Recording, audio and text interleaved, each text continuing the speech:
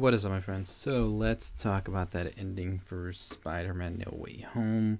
I mean, did we really expect none of these spoilers to really get out with a movie that's been so hyped, so debated on whether or not we were going to get specific scenes and all of that? I mean, I, for the most part, pretty much expected this.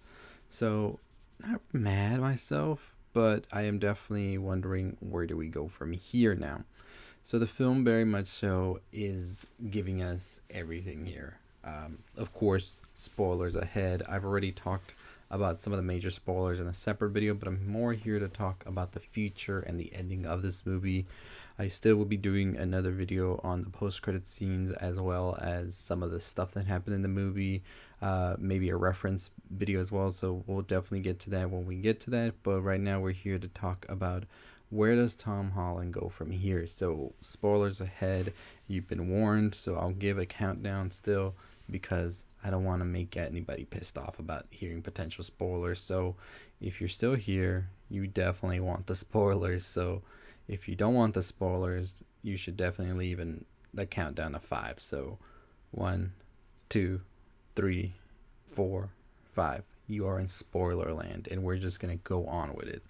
So, let's talk about it. What happened? Yes, indeed, we got Tobey and Andrew returning as their Spider-Mans to help Tom Holland defeat the threat that was the villains. Now, we do know that Tom Holland Spider-Man was trying to do the right thing from the beginning, trying to save these villains, but of course, there was no saving them anymore as they were very much so down a dark path. And so what happened was we saw that the Green Goblin showed that he is one of the most like despicable character villains out there and eventually kills Aunt May, which was insane to see, as many people say. And now we have a Tom Holland Spider-Man who is gone. So of course Ned brought the other Spider-Mans in an effort to try and find where his friend was, but brought other Peters instead. And these aided Tom in the final fight against the villains. We saw all of them go respectively to where they go now. And in the end, Tom's Peter decided, yeah, let's do this spell so everybody forgets who Spider-Man is. And so now we have a Spider-Man that nobody remembers at all. And so now this sets a very different dynamic now where Spider-Man is keeping his identity a secret in future installments. And so I think that's going to be something that's going to come into play here. And I very much so see a Civil War type scenario as well, where Spider-Man's identity is such a big thing and also leading into Secret Wars as well, as we know with the Black Suit Spider-Man, which I think we're definitely going to see in the next trilogy. We already know that he will be getting another trilogy.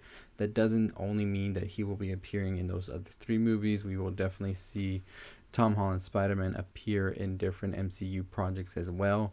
So we definitely are getting a ton. I do believe that Secret Wars is the next big thing.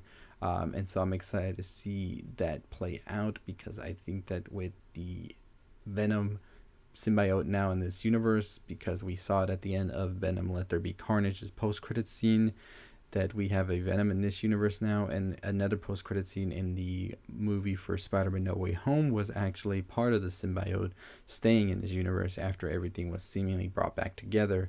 So I think that that is definitely going to be something we're going to see in the next one, especially a Tom Holland Peter that is more sort of disturbed after what happened to Aunt May. I think we definitely are getting something a lot darker and a lot more of emotional than we've seen from Peter Parker in the MCU so far, which has sort of been like, I think that this Peter Parker has been more sheltered than the other ones up until this movie, and now we're going to get one that's sort of going to be battling a lot of demons, especially after everything that's happened to him in the previous films.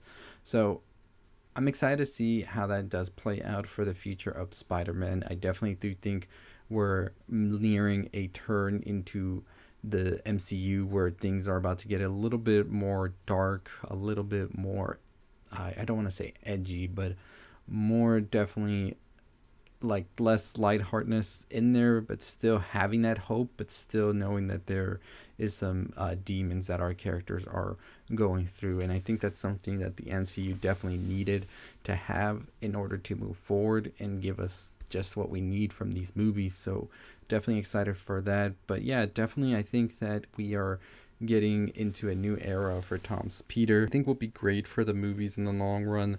That ending pretty much is like No Way Home for him. As we know now, his aunt has died and he has this secret to keep. It seems that he doesn't want to get anybody else hurt that he loves, so we definitely might see a more isolated Spider-Man as we go forward. And I think looking at Spider-Man's mental health and all of that in the future will be an interesting aspect that we really haven't gotten a chance to very much so deal with in a lot of MCU projects. We've seen it in some other superhero projects, but I think in the MCU this is going to be different here. So I'm excited to see how that does end up playing out. But yeah, that's pretty much the ending for the movie and my thoughts on what it means going forward with this character.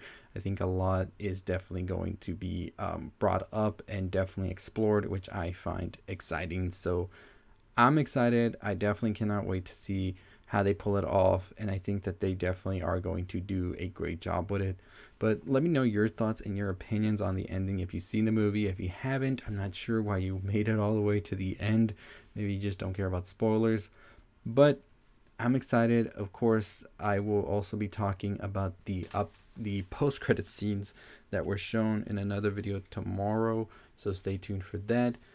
Other than that, this is definitely a movie that will have a lot of implications for the MCU, definitely for Multiverse of Madness, as we also get a trailer for that in post credits. I will talk about that trailer as well this week. It seems like this week is going to be my Spider-Man MCU week, where we're just talking about that. But I mean, it's such a big event, right?